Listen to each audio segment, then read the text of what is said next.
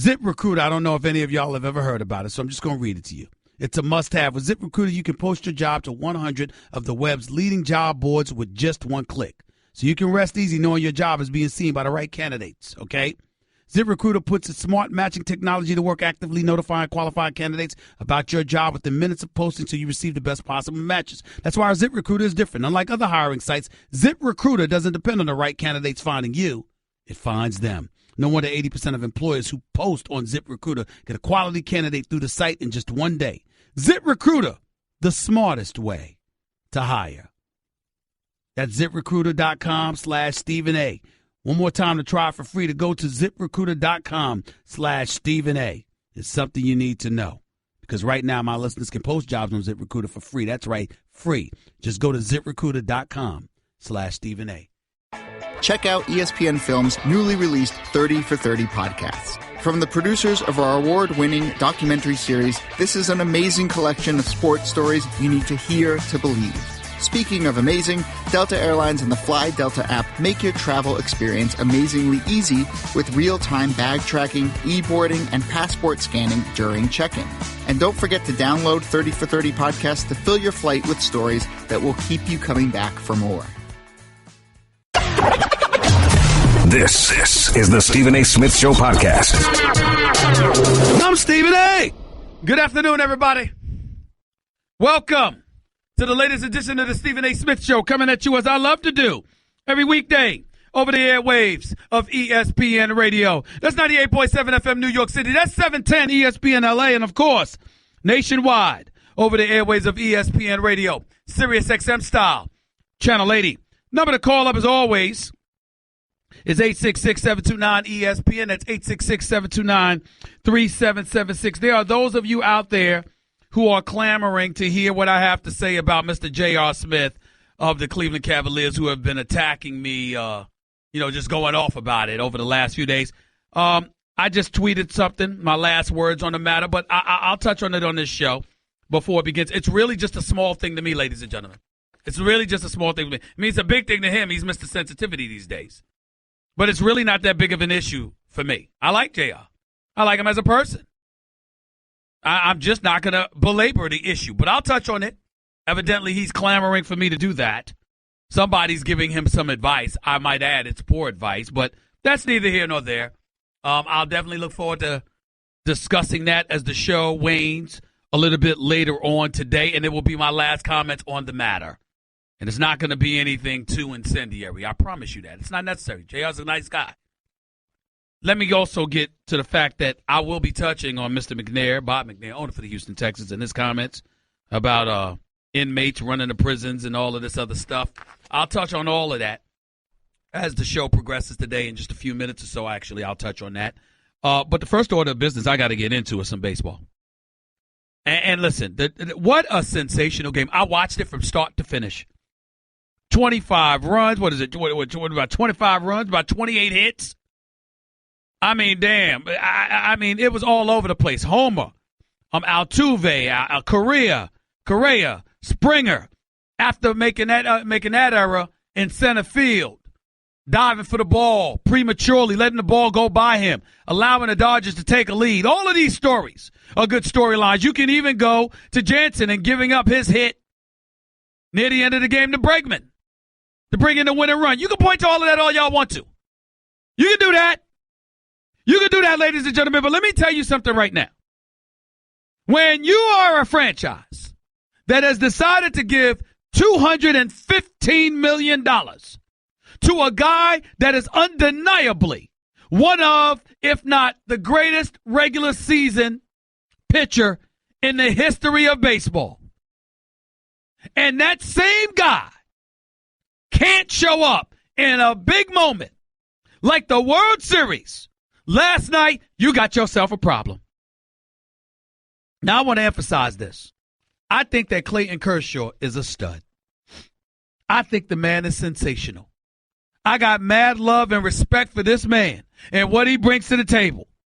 His stuff is spectacular and nasty and whatever other superlatives you want to attach to it. He is the real deal. Except for when it counts. Regular season ERA, 2.36 for his career. but your postseason ERA is nearly double that? Did y'all know that Clayton Kershaw, 49-0 in his last 50 decisions when given a 4-run lead? I said 49-0 because he's now 49-1. First time he's ever lost a 4-run lead in his career, in 49 times. Did y'all know that Clayton Kershaw has given up 8 home runs this postseason? 8! 3 in these World Series. You hate to put it on one pitcher. It is a team game. You do understand that. The Dodgers have bullpen issues. Morrow should have been taken out of the game much sooner than he ended up being taken out of the game because he was spent. He had nothing. All of that's true. But here's the reality. The World Series is tied 2-2. I've got my ace and $215 million man on the hill, ready to get it done. I've given him a 3-0 lead in the first inning. Clayton Kershaw had a 3-0 lead before he threw a pitch. He had a 4-0 lead in the fourth inning and couldn't hold it. Couldn't hold it. After the third inning, had close to nothing.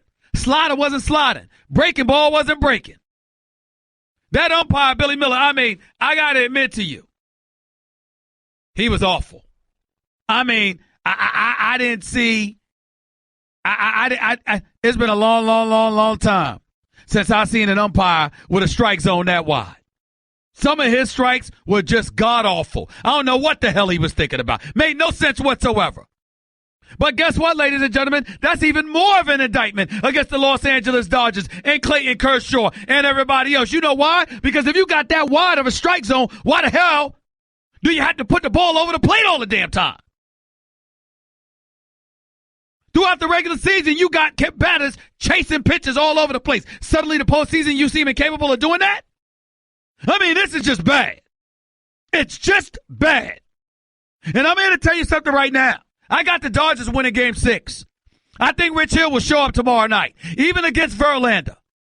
But I'm not betting money on it. I'm not going against Verlander in an official capacity. Are you crazy? This brother and what he brings to the table, particularly this postseason, Verlander's the stud. It ain't Keuchel. It's Verlander. And Lord help me, we all know that Kate Upton's going to be in the stands. We all know she's going to be there. She's going to be in the suite somewhere. Because the Houston Astros are on the verge of winning the World Series. And obviously, if Verlander gets him there, he's going to want his lady there. So I get all of that. But I got to tell you something. I hate feeling this way because I genuinely like Kershaw. My God, he's what a stud he is. But not during the postseason. If the Los Angeles Dodgers lose this World Series, it's on Clayton Kershaw. You can't be 2-2 and the ball is in your hand and be given a 3-run lead to start the game and a 4-run lead in the fourth inning, and you can't even get out the inning. That cannot happen. But that's exactly what happened to Clayton Kershaw. And as a result, instead of the Dodgers being 9 innings away from capturing their first World Series title since 1988, they are on the brink of elimination. That is what is going on here. That is what cannot be avoided. 866-729-ESPN. That's 866-SAY-ESPN. Another story I wanted to get into before I get into these games, because I got to get into Houston and Seattle and how epic that game was last night and how DeShaun Watson's coming out party has arrived. I got to get into the Cowboys beating the Redskins and what that means for the NFC East. I got to talk about the Philadelphia Eagles and whether or not they're the best team in football. I got to talk about the Pittsburgh Steelers and whether or not they should be the favorites to come out of the AFC instead of the New England Patriots. How about the Buffalo Bills? They can't be ignored either. I knew the Chargers would lose. I knew the Jets would lose. So I ain't focused on that right now. But I will tell you what I am focused on. Bob McNair, owner for the Houston Texans. His comments about we can't let the inmates run the prisons. You can look at it two ways. Was it really McNair simply having a slippage of the tongue and making a mistake? Because you know the phraseology really, really is, you can't let the inmates run the asylum. He said you can't let the inmates run the prison. That's not far off. Is it a complete overreaction? Or is it something more? Something more to such a degree that it completely and totally warranted the trepidation DeAndre Hopkins, star wide receiver for the Houston Texans, had in contemplating sitting out yesterday's game against the Seattle Seahawks just to make a point. All of those things are relevant. They cannot be ignored. They never have been on this show. They never will be. 866-729-ESPN. That's 866-SAY-ESPN. You are listening live to the Stephen A. Smith Show. I got more coming your way in a minute. Stick around. Don't touch that dial. I'll be right back at you in a minute. Want to be a part of the show? Hit Stephen A. up weekdays from 1 to 3 Eastern at 866-729-3776. Computer, execute 12.4p operation. Optimizing algorithm. Running encryption packet alpha. Night. Oh, I don't feel so good. What is it, computer? Is it hot in here? It feels hot in here. I feel a little clammy. I should lie down or something. A computer with a virus? Surprising. What's not surprising? How much you could save by switching to Geico. Those oysters Rockefeller were a mistake. Geico. 15 minutes could save you 15% or more. You're listening to the Stephen A. Smith Show podcast. Again, I'll be touching on J.R. Smith of the Cleveland Cavaliers in just a second, but I wanted to get back to Mr. McNair. Ladies and gentlemen, I'll re-air my final take for you on ESPN today in hour number 2, on ESPN's First Take today in hour number 2. But basically, for the sake of just dealing with this head on, let me be very, very clear. When I first heard about what Mr. Bob McNair said, was it offensive? Sure. Was it insensitive? Absolutely. But I did think it was being a bit overblown. As shocking as that may be to hear from somebody like me, it's the truth. That's how I felt. Here's the only reason I felt it was being overblown, because people would talk about skipping work and skipping the game on Sunday because of it. My attitude was get you behind the work. You know, plenty of us don't like our bosses. We don't like what they say. We don't like the things that they do. In some occasions, all of us in America suspect, particularly if you're a minority, that you're working for somebody that might be racially insensitive to the things that ail you or affect you in your everyday lives. And you still got to get up and go to work. And you certainly don't want to give the impression to youngsters that, excuse me, I just want to get up and quit for a day, an hour, a practice, a game, or anything else because I don't like something. And that was my initial thought. But as you'll know, and as you'll hear when I re-air my final take from First Take today on the show in hour number 2, I got to give DeAndre Hopkins credit. If this was Deontay Foreman, you know, you're a rookie, wet behind the ears, breath smelling like Similac. I only use that phraseology to just talk about somebody's youth. You haven't accomplished anything yet. You don't have that right. But when you're DeAndre Hopkins, you're a fifth-year wide receiver.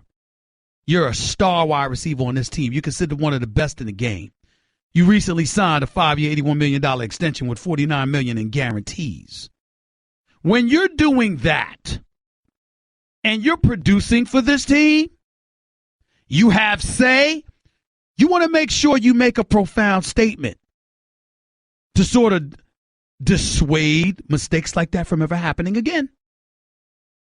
And if you just stand idly by and just wave it off as nothing or a little harmless mistake, excuse me, that doesn't cut the mustard. Now, my man Will Kane, that shows up on First Take from time to time and obviously is a contributor to the show as well as a contributor to this network, who I think does a fabulous job. I got news for you. Will Kane and I almost never agree. But I'm a fan of his. because I appreciate and respect the fact that he has a different perspective. And he's honest about it. Just like I respect my man Max Kellerman. Far more intellectual than I am. Far more verbose and loquacious than I am, regardless of whether or not he wants to admit that. But he looks at things through a different lens, and that's okay. Respect the hell out of him, too. But we need to understand that when you are an African American or you are a minority, you see things through a different lens. And it's one thing for somebody to tell you they feel differently. It's another thing for people to come across as if you should feel the way they think you should feel when they're not coming at things from your vantage point.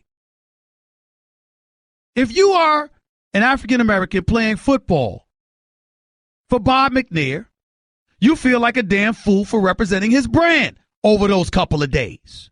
It vexed you and affected you in a different way. And you felt the need to make noise about it because you got to understand that that's not an isolated situation. You're not looking at McNair and just his comments. You're also taking into account what you as a player has had to deal with owners through the prism of Commissioner Roger Goodell. How the disciplinary measures that he's exacted against players, the control that he has exercised, and the unwavering support he seemed to have had leading up to all of these protests from the owners. You also take into account the fact that those owners are all white, with the exception of Shad Khan for the Jacksonville Jaguars. They're all billionaires, and they got their own little club. One that includes, dare I say, President Donald Trump, which obviously minorities in this country, whether it be racism, bigotry, xenophobia, or whatever, everybody's got their cases against this man. So if we know this, how do you think they're going to take it? You think that they're going to sit up there and look again in a vacuum and say, well, Mr. McNair said this. That's all that matters and that's all that affects me. No, it's that McNair is associated with the Billionaire Boys Club. You deduce based on their actions via the commissioner that there are feelings that they have, dare we say, of inferiority towards little minions who happen to represent their brand that they cut checks for. And when you combine that with the fact that you know that some of them have openly supported the president and the president has been vocal against the players, which is what prompted the players to begin with to go against him and speak out on behalf of these issues in unison as opposed to just a few of them scattered throughout in the initial aftermath of Colin Kaepernick's protest. They all came together once President Trump called them a bunch of SOBs. It was only then that they spoke up. So they're looking at things, and the DeAndre Hopkins of the world are looking at things through that prism. I said it before and I'll say it again. Just to make sure my position is clear. Context matters. How you react once you've offended folks matters. I got news for y'all. When Rush Limbaugh, conservative talk show host, and by the way, no matter how you feel about him, one of the best ever, it's undeniable. Just look at his check. This guy, Rush Limbaugh, worked for ESPN and said, I think the media is desirous that a black quarterback do well. When he was talking about Donovan McNabb, he was summarily dismissed. I was of the mindset that's not what the fireable offense was. It was only once he was informed that he had offended folks that he refused to apologize and instead doubled down. That's where the problem occurred. Don Imus called the Rutgers women nappy-headed you-know-what. Very disrespectful and insensitive. I thought it warranted a sincere and ultimately contrite apology. I wasn't of the mindset that you should be fired because his show, which was morning, and some of the crazy stuff that they do, the a la Howard Sterns of the world and others, Howard Stern wannabes and others, I was saying, no, all right, let him apologize. But it's when he doubled down and refused to apologize, once it was echoed to him how offensive he was, and he refused, that he needed to go. I'm the same Stephen A. Smith who never believed Jimmy the Greek should have been fired many, many years ago. He was in a bar and he was drinking in the 80s. And you walk up to him and stick a camera in his face when he's clearly inebriated. Why do I feel this way? Why is Stephen A. Smith so inclined to give people second chances?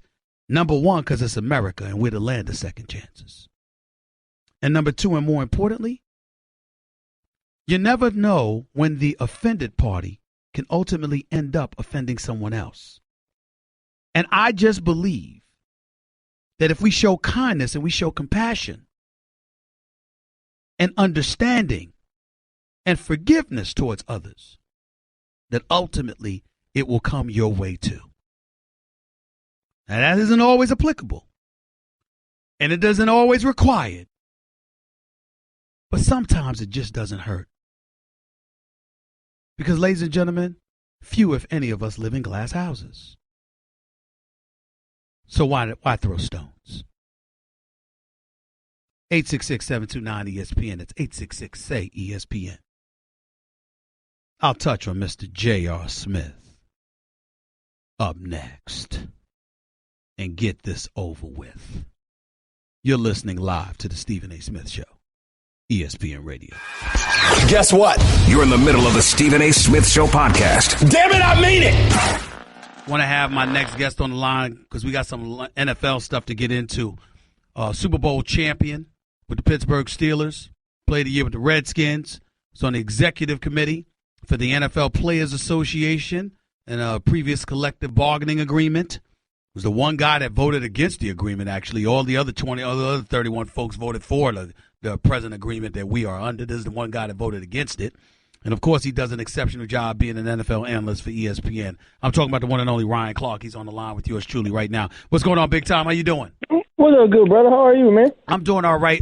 On a deeper level, I just want to know, first of all, your thought process, your mindset, and everything that comes with it when it came to the noise leading up to Week 8 of the NFL season with this Bob McNair not letting inmates run the prison comment. Your thoughts about all of that? Break that down for us, please. So it was sad to hear, not surprising. If you've dealt with the owners in the capacity that I had to, being a player rep and an executive committee member, you understand that is the outlook they have on the separation of ownership and labor, because that's what it is. It is labor to them. And I didn't take his words literal. And I'm taking it as he was talking about the players, not the excuse or the reasoning he gave, speaking of the NFL's front office. Okay. And so in looking at that, it said to me that it wasn't literal, but it's his lack of awareness. It's his lack of value, his lack of concern for the players that allowed him to be so disassociated, so dismissive of these players. Because if you even think about where we are socially, if you think about where these players are and the things that they're fighting for inequality, the things that they're fighting for the devaluing of a certain group of people, you would make sure you were aware enough to speak of them in a way where they wouldn't feel devalued.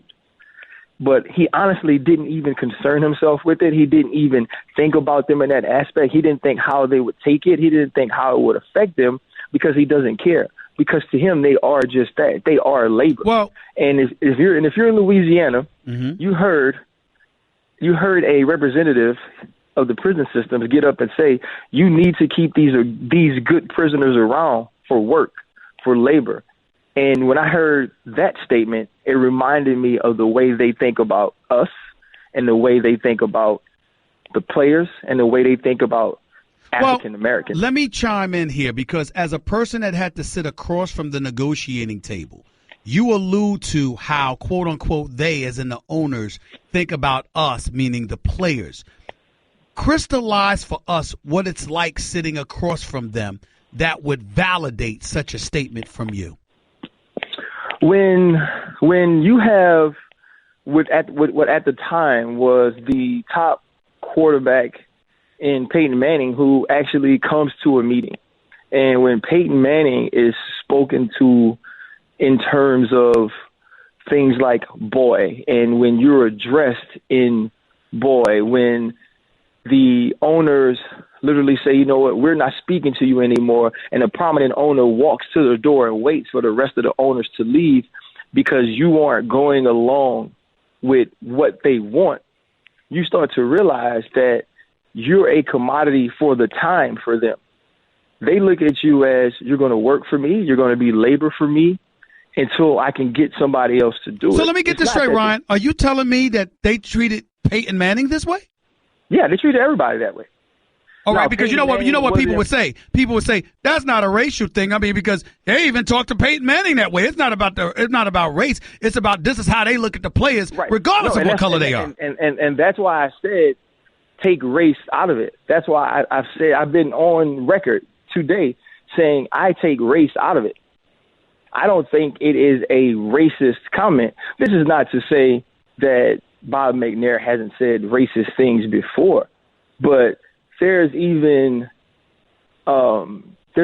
jokes and just nicknames that he has called throughout the PA that point toward Grandpappy and Pappy and different things like that, because that is the way he sees and has treated players during that time. He's an old country white man, billionaire, owner. He sees everything as labor underneath him. And I don't think he means that the NFL is a prison. I don't think that he thinks players are inmates. But he does think that players are subject to his will as inmates are subject to the will of those who run prison. Ryan Clark right here with Stephen A. on ESPN Radio. So with that being said, getting to the football field, what does it say to you that DeShaun Watson went out and performed the way that he performed yesterday? And DeAndre Hopkins, who I've got to give props to. I mean, after walking out of practice and contemplating not playing, this dude steps up on the field yesterday, 8 receptions for 224 yards. What does that say to you? Oh, it says, first of all, that these men are extremely and supremely focused on doing their jobs. And it also lets me know what I've always known about players is that you don't play for the owners. You know, and unfortunately for the fans, you don't play for them either. You play for your family, you play for yourself, but most of all, you play for your teammates and your brothers. Well, and the one thing something like this does, Stephen A., is galvanize those men in the locker room. And those guys, you spoke about DeShaun Watson, sometimes it's good just to not know. Sometimes it's good to have dealt with adversity your whole life in the way that DeShaun Watson has. Sometimes it's good that Warwick Dunn helped purchase your mom, who's a single mom, her first household. So you've been through adversity. You've been through tough times. And having an owner say something that you know he already feels isn't going to affect your ability to perform. He was amazing. But here's the question, Ryan. What would you have said in light of your position about a McNair, about the mentality of the owner? What would you have said if the players had elected not to play, whether it's DeAndre Hopkins or anybody else? If they had not played yesterday, what would you have done? What would you have said? So if it was a collective agreement amongst all players to not play, I would have thought it would have been amazing. I would have thought to be able to get that many people to come together on one accord and make a decision that would be so widely criticized but also so amazingly effective would have been awesome. Now, if one guy decides to not play while 52 others do, then that is an issue, because now as a collective you've made a decision to go out there and play, a decision to go out there and do it, and you shouldn't leave your brothers behind to have to deal with the questions of why you didn't, or leave your brothers behind because of the half of the world, the section of the world that supports this protest and supports the fight for equality and fights for social injustice to end. They would support DeAndre Hopkins, say if he was the one player that didn't do it. They would ask the other African-American players, well, why wouldn't you stand up with DeAndre Hopkins? So you would essentially be leaving your brothers out to dry if you made that decision. So I wouldn't have had a problem with it, but I would have thought that it created more division than it would bringing people together if just one or two guys decided not to do it. Ryan Clark right here with Stephen A. on ESPN Radio. Before I let you get on out of here, a couple of quick questions.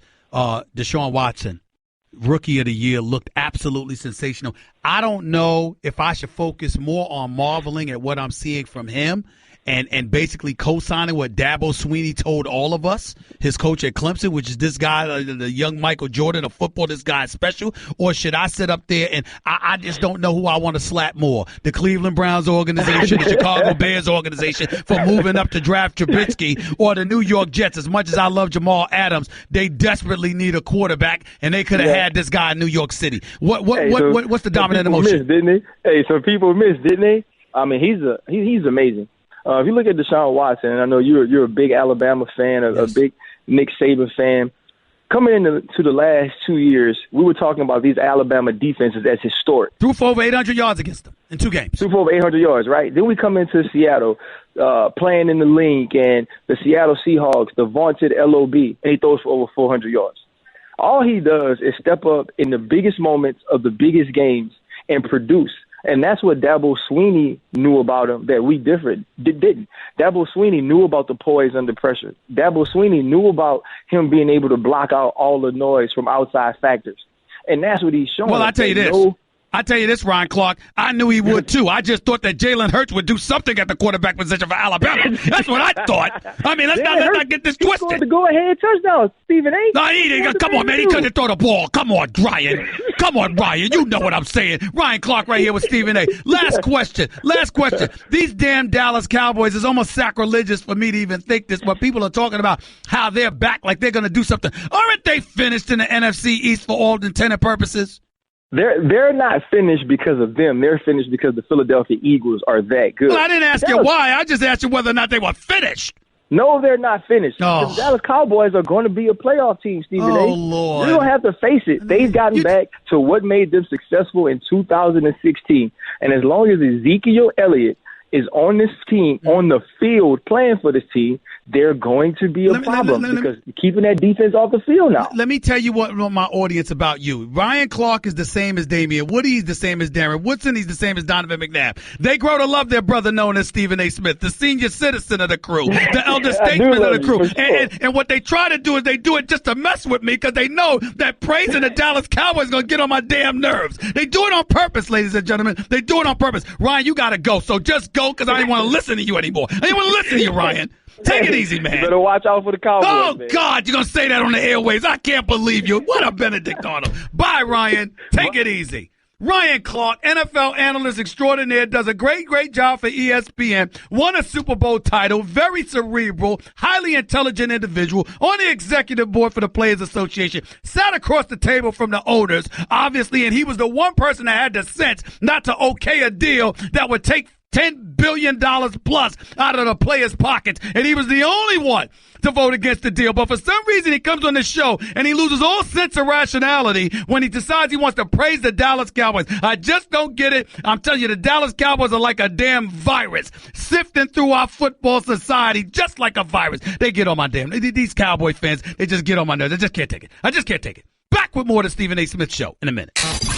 Give Stephen A. piece of your mind. He is sorry. Call him weekdays from 1 till 3 Eastern. I mean, just trash. At 866-729-3776. Guess what? You're in the middle of the Stephen A. Smith Show podcast. Damn it, I mean it. For now, though, let's get to Wendell in L.A. You're live with Stephen A. Talk to me, Wendell. Hey, greetings, Stephen A.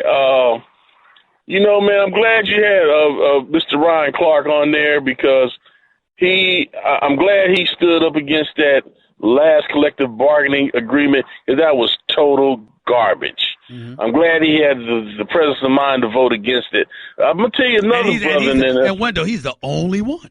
I mean, everybody was in the room. He was the only one who voted against it. That's it. That shows a lack of awareness somewhere in the ranks, big time. But go ahead. I'm going to tell you, there's a brother in the league now that I admire, too, Russell Okung. Okay. He is making some very, very profound and intellectual statements about the state of the players in the NFL also. And I also admire the way you gentlemen came at this. You guys didn't play that card, but you're looking at it from a right and a wrong perspective, which is what I'm starting to do more of now. Let's look at the morality. I believe of the I'm always looking at things from a right and wrong perspective. I just do it in context. But go ahead.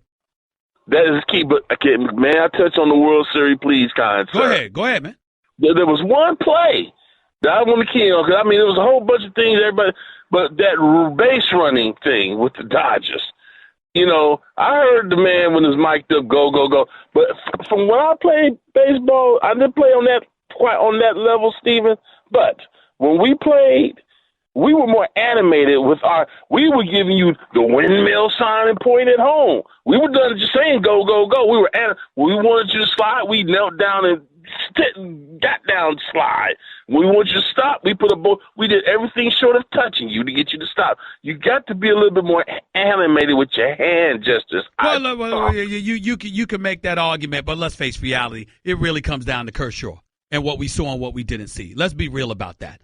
Kershaw's a $215 million man. You can't be – it's one thing to lose because you lost 2-1, Wendell, or something like that. You can't be spotted 3 runs before you throw a pitch. And a 4-run lead in a 4th inning, and you can't get out the damn inning. You can't do that. And that's what happened with Clayton Kershaw. He's a $215 million man. I expected more from him. I didn't get it. And as far as I'm concerned, that may very well be the series. Hour number 2 up next. More about World Series, more about DeShaun Watson and the Texans and the Cowboys, of course. And, of course, JR. Stick around. Stephen A. Hour number 2. That's just a sample of what you'll hear on the Stephen A. Smith Show. Weekdays at 1 p.m. Eastern on Sirius XM Channel 80 and the ESPN app. Computer, execute 12.4p operation. Optimizing algorithm. Running encryption packet alpha 990. I don't feel so good. What is it, computer? Is it hot in here? It feels hot in here. I feel a little clammy. I should lie down or something. A computer with a virus? Surprising. What's not surprising? How much you could save by switching to Geico. Those oysters Rockefeller were a mistake. Geico. 15 minutes could save you 15% or ZipRecruiter, I don't know if any of y'all have ever heard about it, so I'm just going to read it to you. It's a must-have. With ZipRecruiter, you can post your job to 100 of the web's leading job boards with just one click. So you can rest easy knowing your job is being seen by the right candidates, okay? ZipRecruiter puts its smart matching technology to work, actively notifying qualified candidates about your job within minutes of posting so you receive the best possible matches. That's why our ZipRecruiter is different. Unlike other hiring sites, ZipRecruiter doesn't depend on the right candidates finding you. It finds them. No wonder 80% of employers who post on ZipRecruiter get a quality candidate through the site in just one day. ZipRecruiter, the smartest way to hire. That's ZipRecruiter.com/Stephen A. One more time to try for free, to go to ZipRecruiter.com/Stephen A. It's something you need to know. Because right now my listeners can post jobs on ZipRecruiter for free. That's right, free. Just go to ZipRecruiter.com/Stephen A. Check out ESPN Films' newly released 30 for 30 podcasts. From the producers of our award-winning documentary series, this is an amazing collection of sports stories you need to hear to believe. Speaking of amazing, Delta Airlines and the Fly Delta app make your travel experience amazingly easy with real-time bag tracking, e-boarding, and passport scanning during check-in. And don't forget to download 30 for 30 podcasts to fill your flight with stories that will keep you coming back for more. This is the Stephen A. Smith Show podcast. I'm Stephen A. Hour number 2 of the Stephen A. Smith Show. Here with you for the next hour over the airways of ESPN Radio, Sirius XM, Channel 80. Number to call up as always is 866-729-ESPN. That's 866-SAY-ESPN. Let me get right to it, ladies and gentlemen. So we are clear about everything. Look, J.R. Smith, guard for the Cleveland Cavaliers, has been on a Twitter tirade going off about me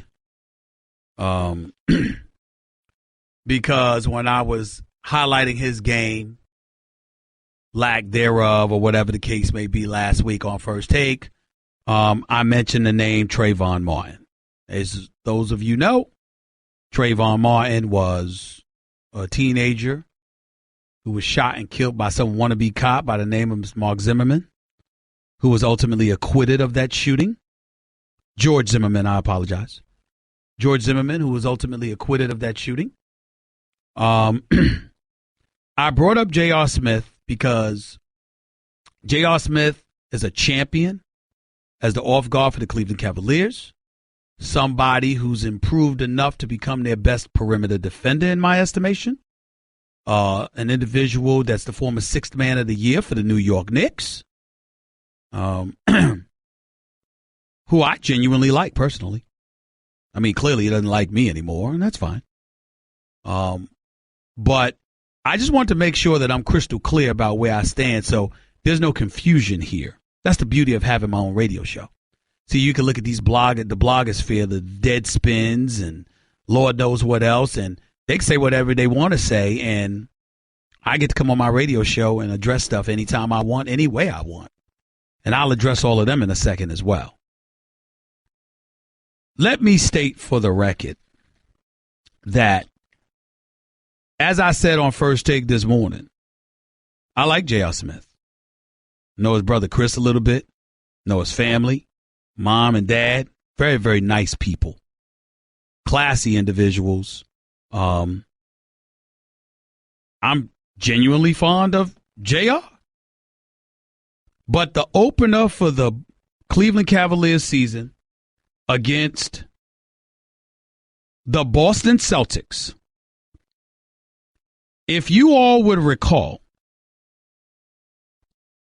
J.R. Smith was sitting on the bench in the fourth quarter with a hoodie on. And I went off about it. Because what I was trying to say is that it's a bad look for you to have a hoodie sitting on the bench. Because you look like you're sulking. But then I went into how I don't like the fact that hoodies are a part of the NBA uniforms for guys sitting on the bench. They were designed by Nike. Now, that's just my opinion. I could be wrong. I mean, Nike is in the apparel business. They know a hell of a lot more than me. And what my particular taste may not be doesn't have anything to do with what's generating dollars for them. I understand that. And I just want everybody to understand. I get that. I totally get it. And under no circumstances am I sitting there and I am of the mindset that, you know, just because I don't like it, so what? I don't like it. Anyway, JR goes off on a Twitter tirade over the weekend, or did some interview with Sporting News talking about mentioning him and him trying to be like Trayvon Martin and all this other stuff, and Stephen A's reaching like he always does and blah, blah, blah. Just goes off. Ladies and gentlemen, I could play for you what I said, but I don't have the sound in front of me. Actually, we do have the sound. Ladies and gentlemen, here is what I played on First Take today. Here's exactly what I said when I said I wasn't talking about JR. I was talking about Nike with the hoodies. Listen to what I said, please. In game one, when they played against Boston, J.R. Smith was sitting on that bench in the fourth quarter with a hoodie on. I don't know why the hell Nike made these damn uniforms that have hoods attached to it, by the way. You got a lot of those white folks in the audience that's going to think this is Trayvon Martin being revisited. And I'm not joking about it. The bench is no place for somebody to be wearing hoodies. I have no problem with hoodies. People shouldn't be stereotyped and stigmatized for wearing hoodies. I totally agree with the Miami Heat and Dwayne Wade and LeBron James and Chris Bosh and Ray Allen and all of those guys when they donned those hoodies back then after the shooting of Trayvon Martin by that wannabe cop, Mr. Zimmerman, who should have been convicted. But the bench for a basketball player sitting on a bench with his team, that is no place for a hoodie. I don't know why the hell Nike did that. They need to get rid of them damn hoodies. There's no place for a hoodie. A hoodie shouldn't be attached to a uniform that you can wear while you're on the bench during a game. But J.R. Smith had it on, and he wasn't happy. And psychologically, he can't deal with the relegation to the degree that Dwayne Wade can deal with it. That's what I said, ladies and gentlemen. I was talking about Nike. I was not talking about J.R. Smith. Now, the Trayvon Martin, listen, you're talking, you're ad-libbing, ad hominem, talking extemporaneously, rather. Stuff comes out your mouth. Maybe I shouldn't have brought up the Trayvon Martin stuff. Fair enough. Fair enough. But it warrants all of that from JR? Come on now. You're reaching, bro. You're reaching. I don't like the fact that hoodies are attached to basketball uniforms for players to sit on a bench because I don't like the fact that somebody like JR, who clearly at that particular moment in time was sulking because he's a champion, he's a guard, he's younger than D. Wade, he's healthier than D. Wade, he believes at this point he's better than D. Wade. He felt he should have been in the starting lineup, and he was not happy that Tyronn Lue relegated him to the bench. So I thought from an optics perspective, it looked bad for JR to be wearing the hoodie on the bench because it looked like he was sulking. There are people close to J.R. Smith who absolutely positively felt the same way I felt. And how do I know this? Because they told me so. They told me so. But having said all of that, J.R. Smith goes off. Fine. Ladies and gentlemen, I said this days ago. And days later, J.R. comes up with something. Keep in mind, his first 3 games that he was starting, once Dwayne Wade decided to relegate himself to the bench, being the man that he is, the professional that he is, the classy individual that he is, who wasn't playing that well himself, by the way, at the time, but definitely is classy enough to say, I don't want to hurt the team, and I'll do better coming off the bench than JR might be able to handle. What does J.R. Smith do? 32 minutes against Chicago, 1 for 8 from the field, 1 for 7 from three-point range. Brooklyn Nets, 27 minutes and 52 seconds. 1 for 9 from the field, 0 for 9 from three-point range. Against the Pelicans, 22 minutes, 39 seconds. 1 for 3 from the field and on threes. Ladies and gentlemen, that's 3 for 20. That's 2 for 15. And we're wondering why the Cleveland Cavaliers are struggling right now? It's no big deal. It's early. And we're certainly not going to insult LeBron James by worrying about him in October or November when we know that brother's all about April, May, and June. But if you're JR, it matters. I mean, you know it's bad when you go 3 for 9 from the field for 11 points last night in a loss to the New York Knicks, and they're ready to throw a party for you. This is JR. We can make this about something else all he wants to. It's not about that. It's about the fact that this brother is a champion who can play, who we've been telling for about 8 or 9 years, about a decade, he needs to work on his handle. Am I lying about that? I want to make sure, because J.R. Smith might have some friends out there and family members who I respect, all of them. Let me be clear. I don't get on JR personally. There's stuff to address about him in this past. I never do it because that's the past. And he's a good guy who I believe has been stigmatized on many occasions. But I'm here to tell you something right now. His game, you ain't playing in a garage or in the privacy of your home. You're playing in front of thousands of people in attendance and millions of people watching. That's fair game to talk about your game or lack thereof. And then I'm looking online at some place like Deadspin, and they're talking about Stephen A. Another manufactured beef with players. I'm not manufacturing anything. If anything, they are. I don't care what athlete you pick. And I'm not going to mention names because I don't want anybody bringing names into the equation. I don't want to be accused of that. Let me ask y'all a simple question. When you think about this question, what have I done? Kevin Durant was upset because I said he's going to get traded. I'm not sorry. He wants to leave Oklahoma City. LeBron James have been mad in the past because of something on social media. I don't know.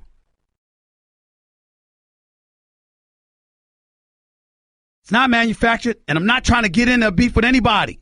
I'm not sitting at home minding other people's business. This is my job. I get paid to do this, to tell you what I feel. Period. I don't mean to start anything with JR or anybody else. Michael Beasley, I didn't mean for him to take my comments weeks ago, about me. I was speaking in jest about staying off the weed because he said 4 players could average 20-plus points, 25-plus points for the New York Knicks. I had totally forgotten about the stuff in the past. But the reason why you haven't heard me speak on that is because Michael Beasley and I spoke. The brother called me. And he talked about trying to move beyond all of those things from his past. He's a dad now. And he just wants to do better, and he is doing better. I got number 11 respect for the brother. He called me. He told me why he was sensitive to it. I never mentioned it again. J.R. Smith knows my number. He knows people who know my number. And of all the things that I could say about him, I never said anything. Ever. Other than about his game. He should work on his handle because he's better than what he has shown us periodically throughout his career. What is the problem? My goodness, the sensitivity. Deadspin and All these other folks got no problems with you. You're doing your job. Everybody want to get at me, go ahead and get at me. Because like I told y'all, they playing with house money. Because when my mother passed in June, all of those folks could not have been kinder. And I never forget it as long as I live, including Chris Thompson for Desmond, who I think wrote this column about me today. Nothing but respect, whether you respect me or not. I respect them for showing me respect at a time when I really, really needed it. But J.R. Smith, he's excessive with all of this. It's completely unnecessary. It truly, truly is. You got to ball, man. You have to ball. Right now, you don't look good out there playing. And I wouldn't use my man Rob Parker's analogy because I don't speak like that. Never have, never will.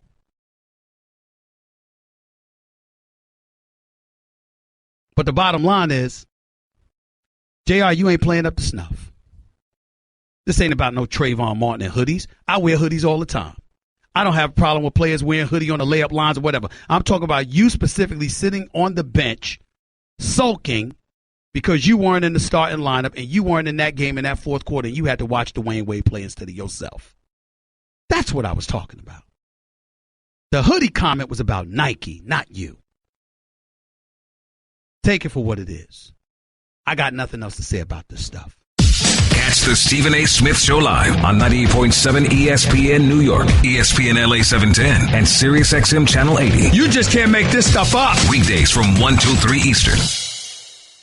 Computer, execute 12.4p operation. Optimizing algorithm. Running encryption packet alpha 990. Oh, I don't feel so good. What is it, computer? Is it hot in here? It feels hot in here. I feel a little clammy. I should lie down or something. A computer with a virus? Surprising. What's not surprising? How much you could save by switching to Geico. Those oysters Rockefeller were a mistake. Geico. 15 minutes could save you 15% or more. You're listening to the Stephen A. Smith Show podcast. Before I get to calls, DeShaun Watson was absolutely sensational last night. Yesterday afternoon in Seattle. 402 yards passing, 4 touchdowns.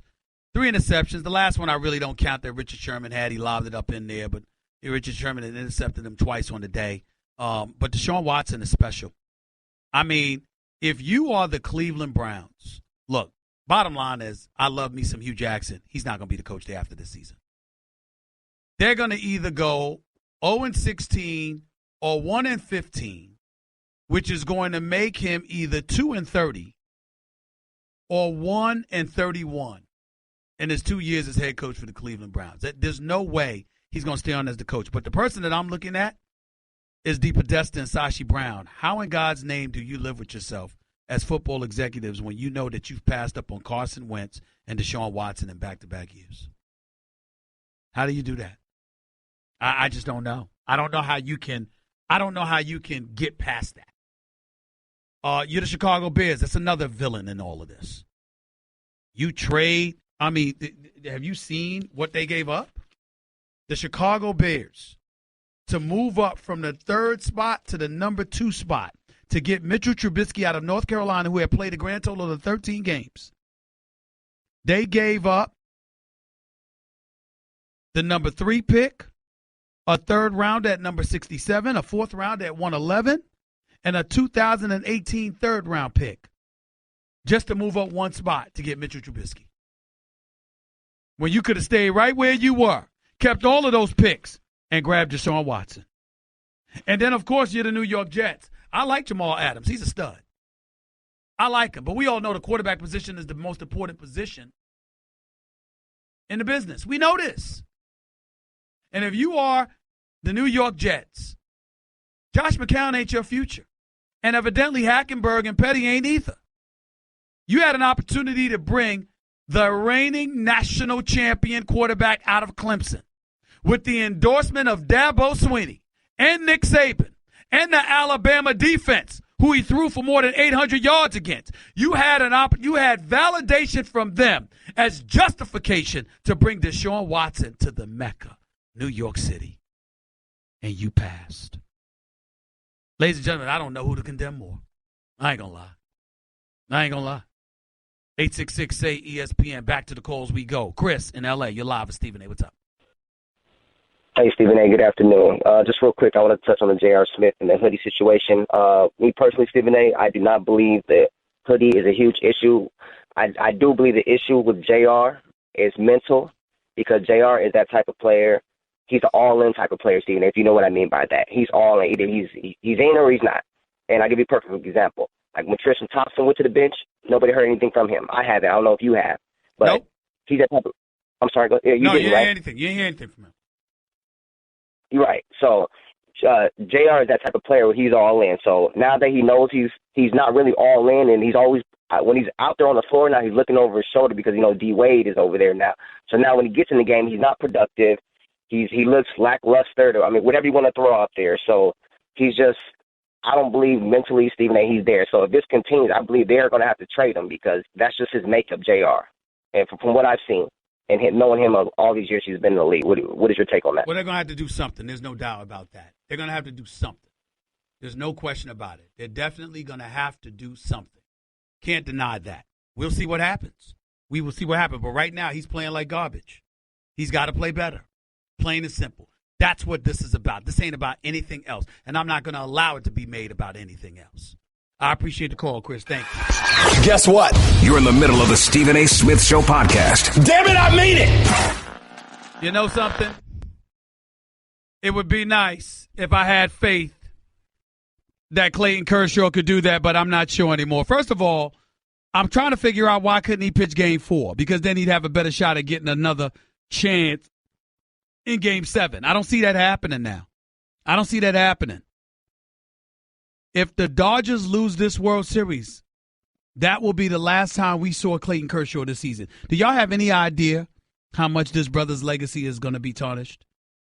4.2 innings pitched, 4 hits, 6 earned runs, just 2 strikeouts. Career record in the postseason, 7-7 with a 4.50 ERA. And an ERA of over 25, at least going into Game 1 of this World Series. This is bad, man. This is devastating. Clayton Kershaw, of all people. I'm trying to show up to that game tomorrow night. I'm trying to make it out there. I believe the Dodgers are going to win Game 6. I believe in Rich Hill, even though he was throwing with his arms instead of his legs. Supposed to follow through like you're picking up $1. He wasn't doing that the other night, but guess what? I still have faith that he could get it done, and I believe he will. And I believe the Dodgers will force a Game 7. But these brothers for the Houston Astros, they are something else. Altuve, I said this on First Take this morning. When I watch Altuve, ladies and gentlemen, I'm not saying that his play is identical to this man or even his at-bats are identical to this man. But right now, when I look at Altuve in this postseason, he reminds me of Barry Bonds. That effect is what I'm talking about. You understand what I'm saying, John Nuno? Cat, that effect, when he steps up to the plate, you just know something special is going to happen. That's how I look at Altuve. Correa, every time Altuve does something, he tries to one-up him. It's unbelievable what these two do together. And then Springer, what guts? To make the kind of mistake that he made and then turn around and smack that solo shot right at the bottom of the inning. Got the run right back. I love these Astros, man. I got to admit it. They are special to watch. They really, really are. But I ain't jumping off the Dodgers ship. I thought the Dodgers would lose to my New York Yankees. I'm going to believe they could beat Houston. But it don't look good right now, y'all. It don't look good. Back to the phones we go. By the way, Ohio State, Penn State, I watched that whole game. Spectacular game. Sadly, Penn State, probably legitimately the number 2 team in the nation, may not even make the college football playoffs. Rankings come out tomorrow. Ohio State saved their season. Saved their season. Probably going to end up in the postseason now, in the playoffs. And, of course, I watched the Dallas Cowboys win a game yesterday. Makes me sick. Inclement weather and all of this other stuff. My goodness. Vertus, you're live with Stephen A. Talk to me. What's going on, Steve? I'm all right, man. What's up? Hey, first of all, I want to say I hate I missed the opportunity to be on your show when you were down in Dallas for the Giants game. Okay. Go ahead. You invited me to be on your show. I was there. I was in the studio in the place or whatever. I saw y'all. You were with me in spirit. Go ahead, man. Get to your point. I was with you in spirit. Okay, my question is, can you tell me the Eagles' record? What is the Eagles' record? 7-1. Who did they beat? Everybody in front of them, but Kansas City. No. Who did they beat? Well, I don't have the schedule in front of me, man. I don't remember all their games. Okay. Listen, the Jets, the Giants. All right, go ahead. The Giants, the Redskins twice, the San Diego Chargers, and the Arizona Cardinals. Yeah, but you want to brag on that? Y'all didn't beat nobody. What, you want to cook it? The Eagles ain't playing nobody either. Well, listen, but the Eagles are 3 games ahead of you. So you need to shut the hell up right. You need to shut the hell up right now, which I'm saying affectionately to you. You need to shut the hell up because you're 3 games behind. You're 3 games behind, and you can't explain that. You got no business being 3 games behind. Come on now, don't forget the Eagles for a second. Focus on your Cowboys. Why are y'all 4-3? Stephen A., you brag on the team that we beat. But who have they beat? Stop. Vertus, they beat Carolina. But here's my point to you. This is my show. You answer my questions. You don't call up to ask a bunch of questions. I am asking you a question. You are 3 games worse. It ain't like you nip and tuck. You 3 games behind. Why? Answer the question. Because we lost 2 games. We lost 3 games. Y'all are not as good as you were last year. But you always talk about, well, they ain't beat nobody. What, you want a cookie? Who have the Eagles beat? Nobody. If you're going to call it that way, you got to call it on both sides. Well, but they really hadn't played nobody either. Hold on. Did you know? I don't have to do anything when it comes to your sorry Cowboys. But see, that's the problem. But guess what? The day will come when we got to play the Eagles twice. And when we sweep them, I will be looking for you to see what excuse goes. You beat the Eagles. Stop. You have no business looking for me. Y'all were 13-3 last year. You went to the playoffs. Y'all stuck out your chest, was talking smack. And when you lost a half hour later, you were talking about how you're going to make the Super Bowl. You have no credibility. 0 as a Cowboy fan. Bye. Have a nice day. And by the way, the Cowboys beat the Redskins twice. They beat the Chargers. All right? Yeah, they beat the Giants in Arizona. They beat Carolina as well. So they got the Chargers and Carolina as legitimate victories, no doubt about it, okay? Let's leave it at that. Cowboys have the Chiefs, the Falcons, and the Eagles the next 3 weeks. So we'll find out all we need to know about them, okay? Let's go to Jordan. You're live with Stephen A. Talk to me. Hey, what's going on, Stephen A.? How you doing, brother? What's up? I'm going to have to cut you off if you don't start talking because I'm hearing too much wind. What's up? Okay, sorry about that. I want to wish you a happy belated birthday. I'm trying to get in contact last 2 weeks. Happy birthday. Thank you. Go ahead. Happy 50. I want to touch on the Nike situation. Those hoodies was created so when they're heat up, their heads cool down. That's why they created because Nike's deep in the dry fit. So that's why that hoodie was created. Yes, it's a little goofy, but that's why it was because they like. I don't care why it's created. I didn't comment about why it was created. I comment about how it looks for a particular player who is sulking on the bench because he's not starting. That's what I said. Did you ever hear me complain about DeMarcus Cousins or anybody else wearing hoodies? Have I ever said anything about it? Did I ever say anything about JR warming up with the hoodie on or on the layup line with the hoodie on? I never did any such thing. They're trying to listen, these guys are so slick. It's unbelievable how y'all don't see what they do. Because talking about this gets us off the subject of their games. Don't you notice that? Don't you notice that? Like, for example, if I talked about, listen, how many times have you heard me say, Jordan, how great Kevin Durant is? Oh, you speak highly of people. Now, listen. I call him the second best player on the planet. And I said because he's so good, that's why I was opposed to his move to a juggernaut like the Golden State Warriors. All right? So he goes off about something that ain't got nothing to do with what I said.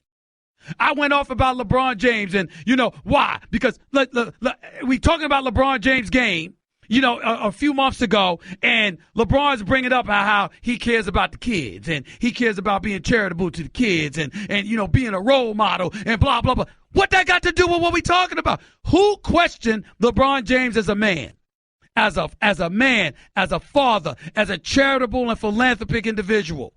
Who ever questioned him, Jordan? Did you ever hear me do that? No, sir. But I bring up that he had a bad game, and suddenly all of this come out.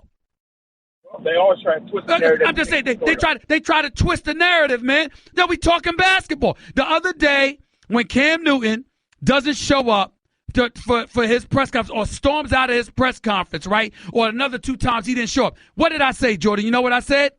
Ask him about his personal life. I don't mean that literally. What I'm saying to make the point is this is your job.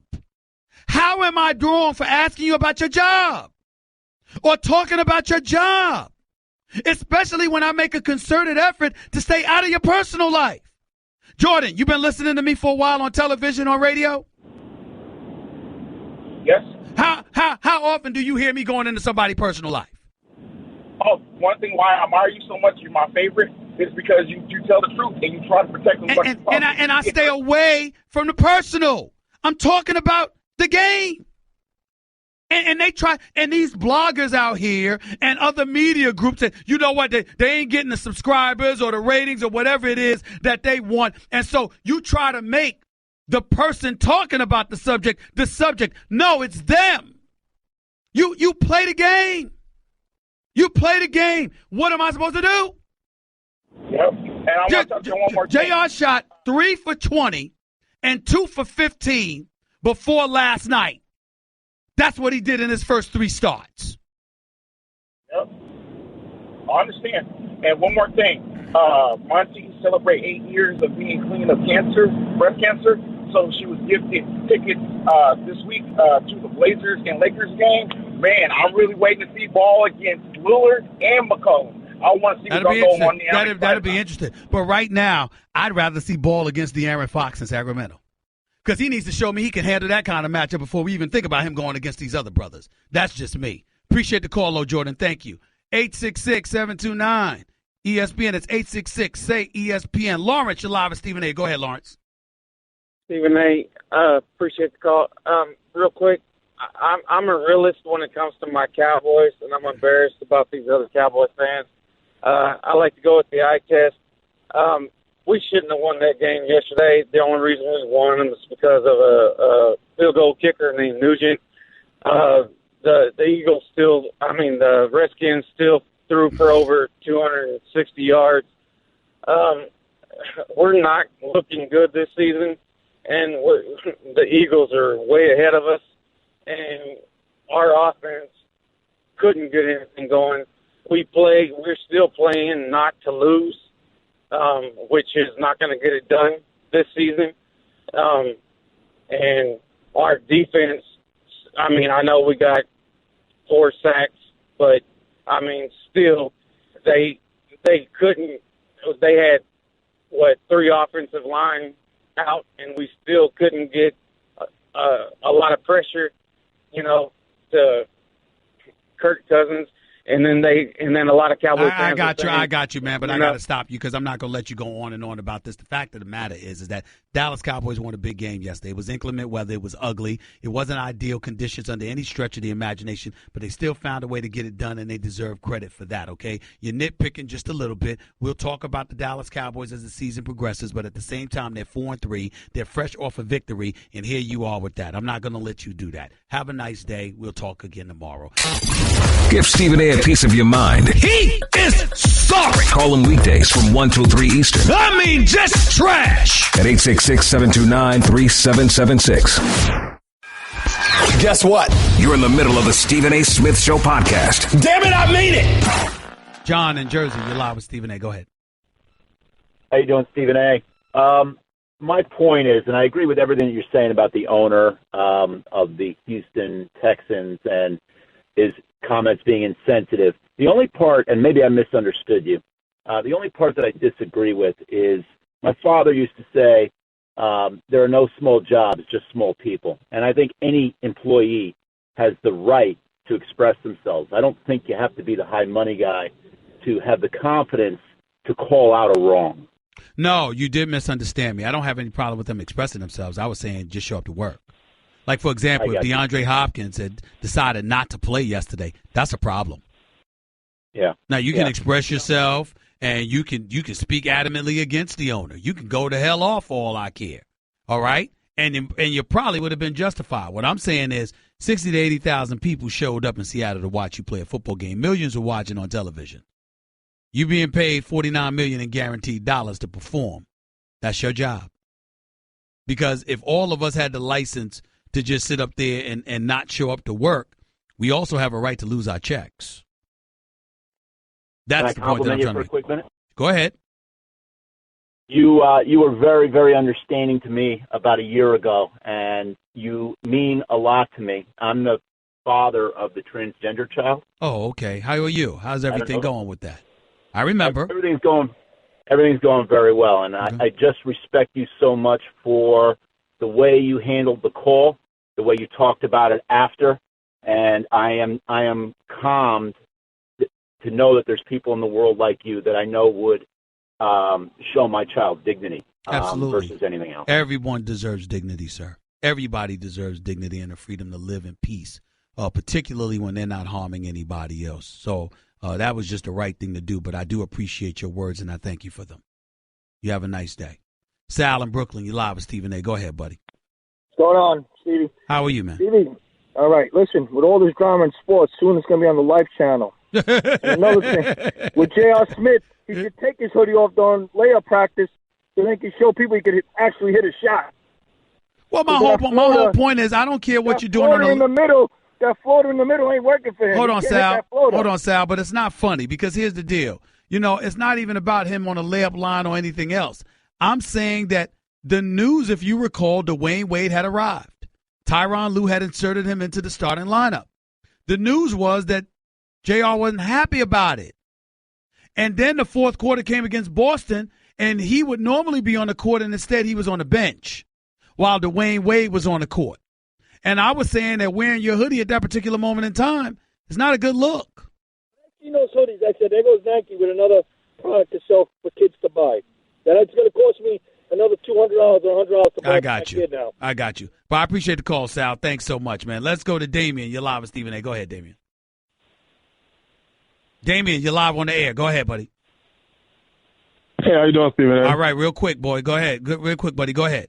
Just real quick. I mean, my only problem with you is that it seems like you have to stroke these people's ego before you critique them. I mean, you got to go through how their family is good family, his mom's good, their brother's good, and all that. Well, time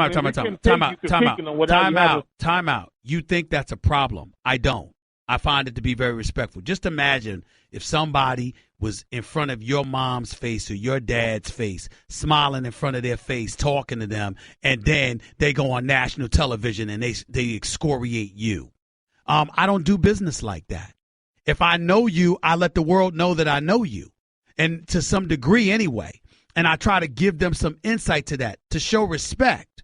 And I don't find that to be a problem. Now, if it stymies me from telling what I feel and telling what I feel to be true based on the facts, then that's different. But if I qualify my statements by acknowledging that there's communication that took place between me and your loved ones, it ain't with everybody that I do that because I don't talk to everybody like that. So when I'm afforded the luxury of being in that position, I don't think there's anything wrong with being honest about it. It comes to me like you're like almost trying to not burn the bridge. Like you're still trying to keep I got your point. You're wrong, but go ahead. Make your point. That's all I got, Stephen. Okay. All right. Have a nice day. Got to get on out of here. Justin in New Jersey, you got like 20 seconds. Go ahead. Hey, Stephen A. I'm a longtime fan. I was just calling to get your opinion on why you think Marvin Lewis still has a coaching job. I think he has the coaching job because the ownership with the Cincinnati Bengals is cheap. Even though they're paying him a decent salary for now. For years they underpaid him, and because Marvin Lewis gets other players to accept lower wages than their market would allow. Personally, that's what I think. The man hasn't won a playoff game in 14 years as the head coach. He should be a head coach somewhere. Damn sure shouldn't be in Cincinnati, though. I'll talk to y'all in 22 hours. Until then, peace and love, everybody. That's just a sample of what you'll hear on the Stephen A. Smith Show. Weekdays at 1 p.m. Eastern on Sirius XM Channel 80 and the ESPN app. I just saved hundreds of dollars by switching to Geico. I'm so happy, I feel like I can fly. Disclaimer, you will not be able to fly by switching to Geico. This is against the laws of physics and nature. If you find yourself flying, please seek professional and or medical help immediately. In the unlikely event you find yourself flying, you might be a superhero, or a pigeon, or a superhero named Pidgewoman, who was bitten by a radioactive pigeon. If you are indeed Pidgewoman, Geico retains all licensing publishing rights in the event Pidgewoman the movie becomes a top-grossing Hollywood blockbuster. Geico. 15 minutes could save you 15% or more.